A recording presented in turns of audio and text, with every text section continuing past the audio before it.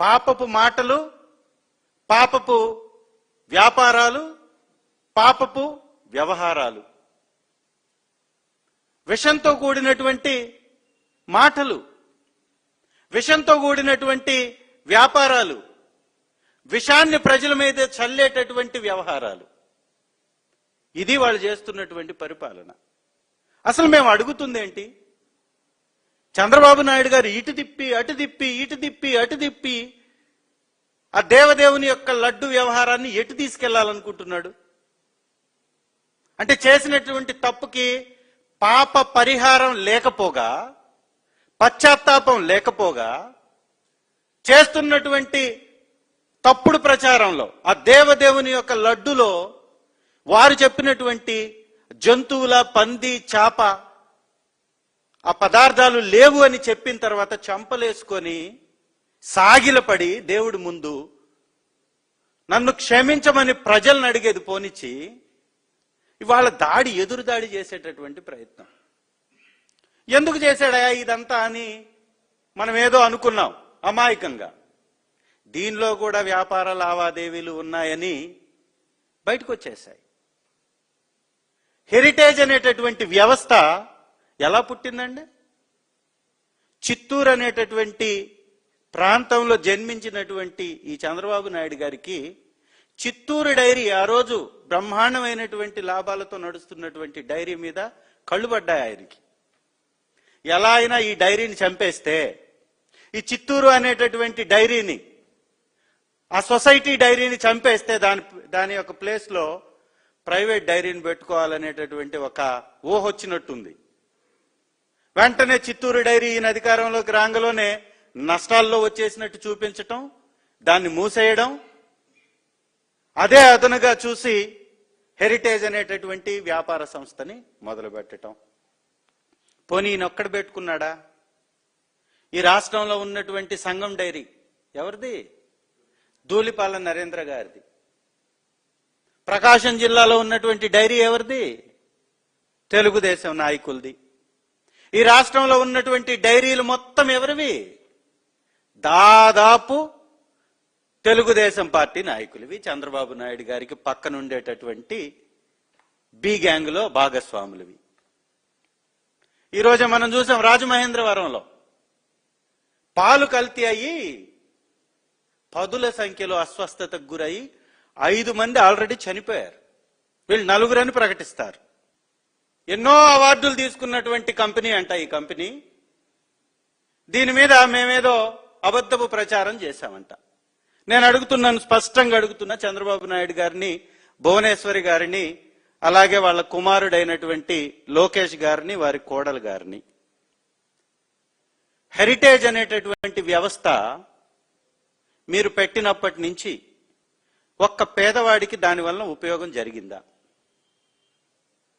దీనిలో పేద ప్రజల యొక్క లబ్ధి ఏమన్నా ఉందా? ఏ విధంగా ఏ మూలకు పోయినా 100 ఎకరాల భూములు మీకు వచ్చాయి. ఏకంగా హెరిటేజ్ భూముల కోసం ఇక్కడ ఆ యొక్క ఇంటర్నల్ రోడ్ యొక్క లైనింగ్ ను కూడా మార్చారు అనేటటువంటి విషయం కూడా బయటపడ్డది. వారి హోంకి మంత్రి అనుకుంటుంటది. వారి యొక్క వ్యాపారాలతోటి ఏం పనండి? హెరిటేజ్ మీద ఎవరైనా కానీ కామెంట్ చేస్తే హెరిటేజ్ ఎండి చెప్పుకుంటారు, హెరిటేజ్ లో భాగస్వామిగా ఉన్నటువంటి వాళ్ళు చెప్పుకుంటారు. హెరిటేజ్ సంస్థ నుంచి ఏ ప్రభుత్వ రంగ సంస్థలకి కూడా ఎటువంటి సరఫరా కూడా జరగలేదు. నెయ్యి ఎటువంటి సరఫరా, ఏ దేవాలయాలకి నెయ్యి సరఫరా జరగలేదు. వాళ్ళకి సిద్ధాంతం పెట్టుకున్నారు, వాళ్ళ కంపెనీ నుంచి ఎటువంటి ఏ దేవాలయాలకి కూడా నెయ్యి సరఫరా చేయకూడదని సిద్ధాంతం. మరి హోంమంత్రి గారికి ఏ సిద్ధాంతంలో వాళ్ళు చెప్పారో మాకు తెలియదు. 2002లో చంద్రబాబు నాయుడు గారు ముఖ్యమంత్రిగా ఉన్నారు. ఆ రోజు 2002లో చంద్రబాబు నాయుడు గారు ముఖ్యమంత్రిగా ఉన్నప్పుడు హెరిటేజ్ అనేటటువంటి వ్యవస్థ తిరుమల తిరుపతి దేవస్థానం బిడ్లో టెండర్ వేసింది. ఆ రోజు 13,73,000 లీటర్ల నెయ్యిని సేకరించడానికి హెరిటేజ్ సంస్థ 2002లో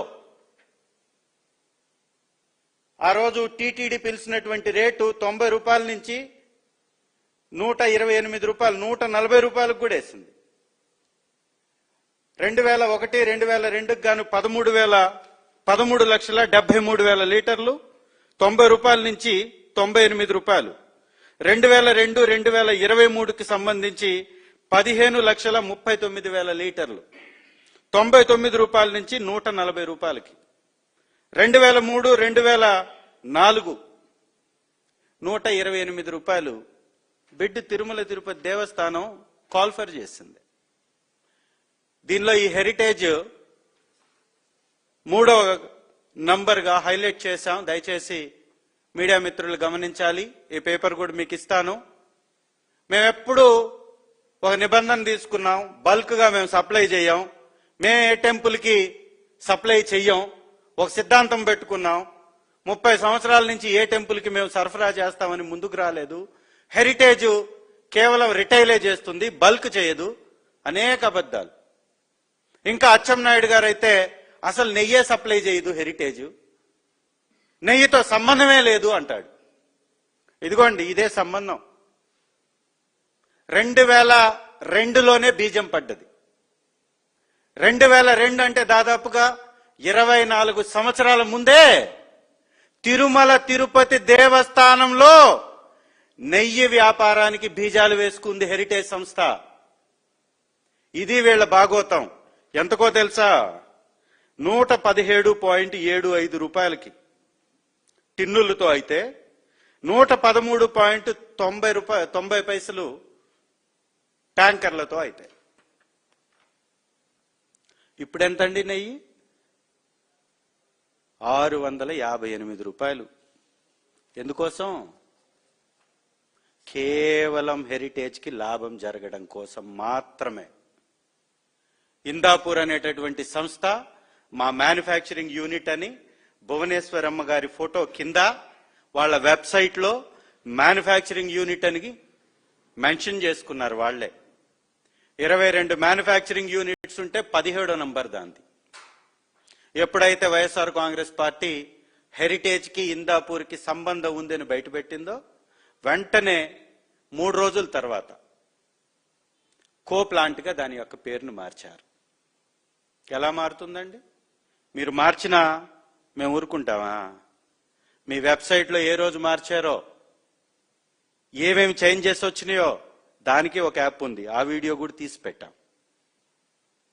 మీరు మార్చినటువంటి డేట్, మీరు ఇవాళ కో యూనిట్గా పెట్టినటువంటి కంపెనీస్ లిస్ట్ అంతా బయట పెడతాం. మేము సూటిగా అడుగుతున్నాం.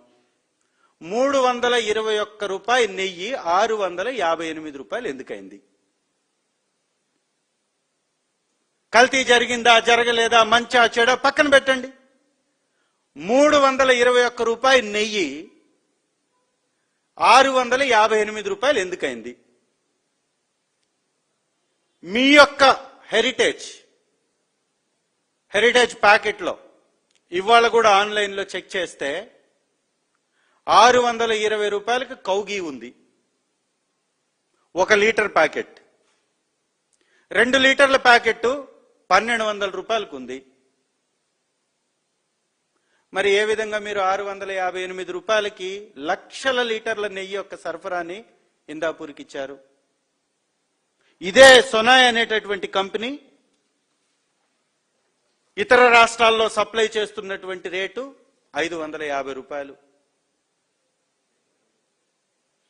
ఇక్కడ 658 రూపాయలు. ఏ విధంగా అండి? ఇంత బల్క్ గా సప్లై చేస్తున్నప్పుడు 560 రూపాయలకి పక్కనే ఉన్నటువంటి తెలంగాణలో అమ్మడం ఏంటి? 658 రూపాయలకి తిరుమల తిరుపతి దేవస్థానానికి సప్లై చేయడం ఏంటి ట్యాంకర్ల ద్వారా? తిరుమల మీద మీరు ఎందుకు కక్ష కట్టారు అంటున్నాం. ఏమన్నా మాట్లాడితే జగన్మోహన్ రెడ్డి గారి మీద, వైఎస్ఆర్ కాంగ్రెస్ పార్టీ మీద, లేదా దివంగత మహానేత రాజశేఖర్ రెడ్డి గారి మీద నిందలు వేస్తారు. నువ్వు నీ కొడుకు తిరగడానికి, డిప్యూటీ ముఖ్యమంత్రి తిరగడానికి 100 కోట్లు ఫ్లైట్ టికెట్స్ ఖర్చు అవుతుంది. భక్తి ఛానల్ ప్రపంచవ్యాప్తంగా ఉన్నటువంటి శ్రీవారి భక్తుల కోసం భక్తి ఛానల్ పెడితే అసెంబ్లీ సాక్షిగా భక్తి ఛానల్ ఎందుకు? మనకు 15 ఛానళ్లు ఉన్నాయి. ఆ 15 ఛానల్లో మనం చెప్తే 2 గంటలు వేయరా అంటున్నారు. ఏబిఎన్ లో 2 గంటలు ఎప్పుడైనా భక్తి ఛానల్ ప్రచారాలు రాంగా, శ్రీవారి యొక్క ప్రసారాలు రాంగా మనం చూసామా? ఏం చెప్పకూడదు నువ్వు? ఒక్క గోవు లేనటువంటి బోలే బాబాకి టెండర్ ఎందుకు ఇచ్చారంటున్నారు. మేము టెండర్ ఇవ్వలేదు, అది మీరే ఇచ్చారని బయటకు వచ్చేసింది. అది పక్కన పెడితే హెరిటేజ్కి ఎన్ని గోవులు ఉన్నాయి?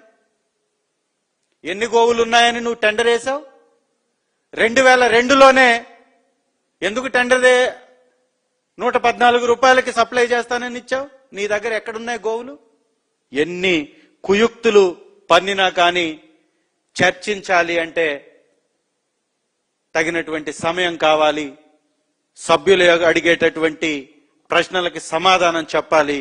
అది కౌన్సిల్లోనే సాధ్యమవుతుంది. కాబట్టి కౌన్సిల్ నుంచి పారిపోతూ అసెంబ్లీలో చర్చిస్తామని అడుగుతున్నారు. ఇది ఎంత మాత్రం సమంజసం కాదు.